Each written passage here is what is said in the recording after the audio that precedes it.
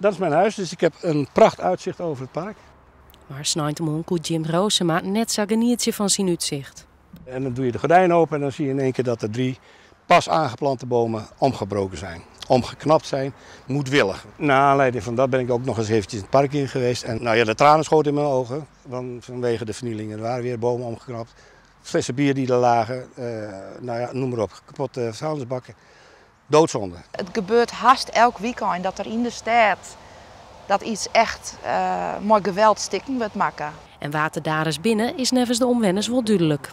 Het is algemeen bekend dat op die plakken waar dingen stikken worden maken, dat er groepjes jongeren rondhingen. En wat kan jou daar nou aan doen? Weinig.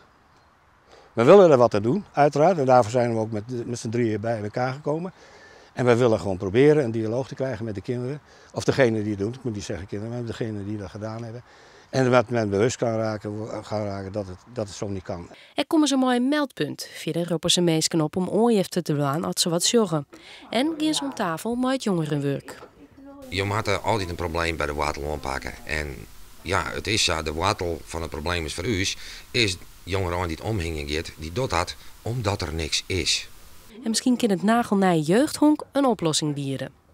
Als wij de jongeren hier een plakje bieden kennen, wat ze zichzelf wijzen kennen, wat ze de muziek draaien kennen die het zij leuk vinden, wat ze oude hoeren kennen onder de bar en weet ik veel, dan zal als gevolg daarvan zal het vandalisme en dergelijke ik aannemen. Het is voor u een kwestie van de lange adem.